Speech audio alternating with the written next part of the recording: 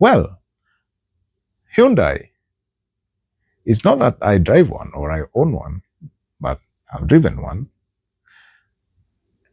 I want to mention it because it comes from South Korea.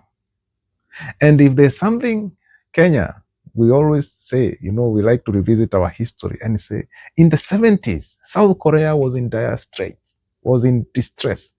And Kenya at some point, I think we gave to a fund so that South Korea would lift themselves up.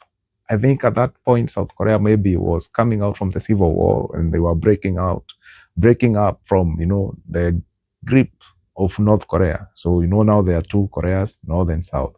Maybe historians will correct me on this. But it is said in that time, Kenya was maybe at par with South Korea, when you're coming out from a civil strife. And this is another country that has just come from independence, yes, so to speak. And today, you can see a very stark difference between South Korea and Kenya.